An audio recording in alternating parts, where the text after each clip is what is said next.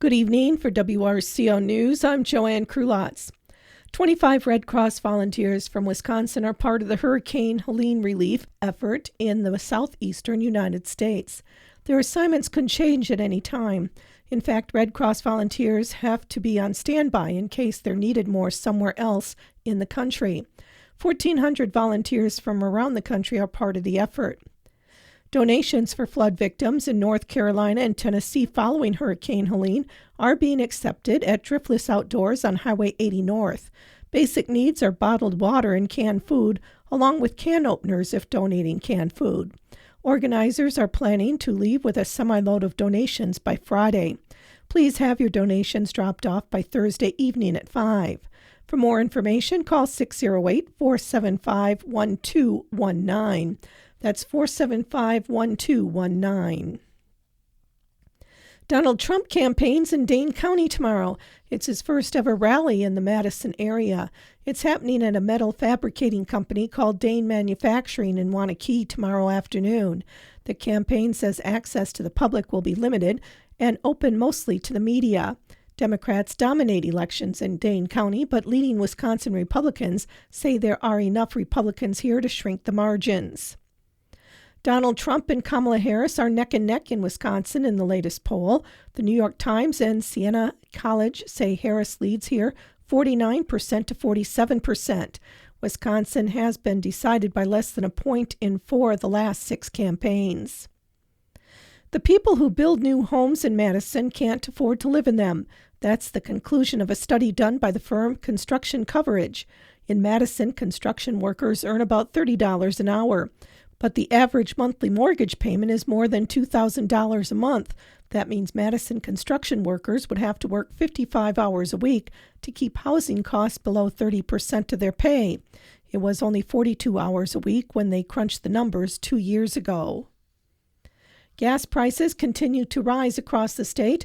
Prices increased 5 cents during the last week. The average is $3.08 today. This is still 11.6 cents per gallon lower than a month ago and over 30 cents lower than this time last year. Officials at Gas Buddy say Hurricane Helene should not broadly impact fuel production, despite the devastation left behind after the storm. Some states will see challenges in getting gasoline to stations in the affected area. The Wisconsin Department of Health Services is encouraging Wisconsinites to get vaccinated against respiratory illnesses this fall. An updated COVID-19 and a new annual flu vaccine are now available to protect against COVID-19 and flu strains circulating this season. RSV vaccines are also available for people who are eligible, including most older adults and people who are pregnant. An RSV antibody to protect infants from severe illness will be available October 1st.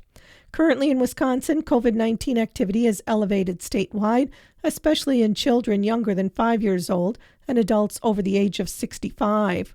Flu and RSV activity is low, but levels are expected to increase. DHS recommends the following seasonal vaccines for flu, COVID-19, and RSV. The flu vaccine is recommended annually for everyone 6 months and older. This is especially important for those at highest risk of experiencing severe symptoms, including older adults, people with chronic health conditions, people who are pregnant, and young children. It is recommended everyone 6 months and older get the updated COVID-19 vaccine.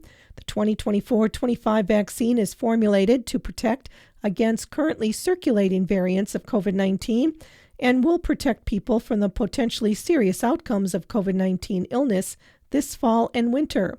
A single dose of RSV vaccine is recommended for people who are age 60 or older who have not already received an RSV vaccine, especially people who are age 75 and older, people who ages 60 to 74 who have certain chronic medical conditions like lung or heart disease, or who live in nursing homes or other long-term care facilities and are at increased risk of severe RSV.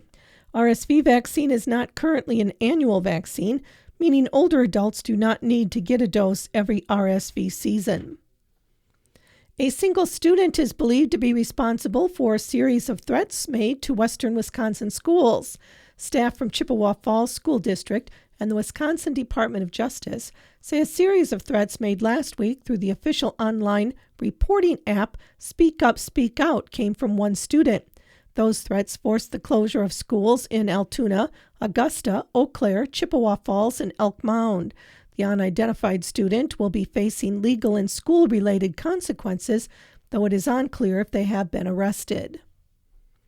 Thursday evening at approximately 5:30, the Vernon County Sheriff's Office was notified of a two-vehicle crash on State Highway 35 at the intersection of Otter Street in the village of Genoa.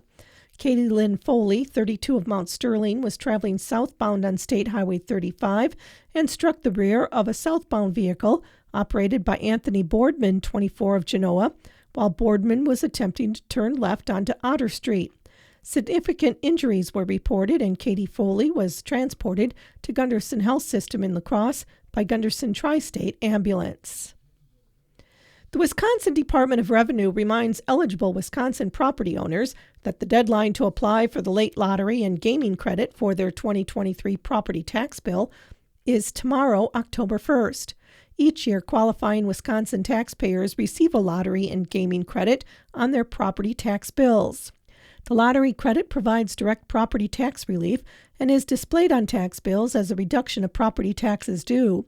Eligible property owners should check their 2023 property tax bills to ensure they have received the credit. If their December 2023 property tax bill did not show the credit, they can still file a late claim online application with DOR through the Lottery Credit Online Application Portal by tomorrow, October 1st. To qualify for the lottery and gaming credit, you must be a Wisconsin resident, own a dwelling, and use it as your primary residence as of the January 1st certification date of the year the property taxes are imposed. If an owner is temporarily absent, typically for a period no longer than 6 months, the primary residence is the home where the owner returns. Principal dwelling means any dwelling the owner of the dwelling uses as their primary residence. A property owner may claim only one primary residence. The lottery and gaming credit cannot be claimed on business property, rental units, vacant land, garages, or other property that is not the owner's primary residence. Lottery and gaming credit information, including the online application portal, walkthrough videos, and common questions, are located on the Lottery and Gaming Credit Forms page on the DOR's website. Many people wish to arrange their affairs to live well in their later years and ensure that their end-of-life plans follow their wishes. Still, it is something that many people find challenging. Planning Ahead is a new online class from UW-Madison Division of Extension created to address most aspects of end-of-life planning.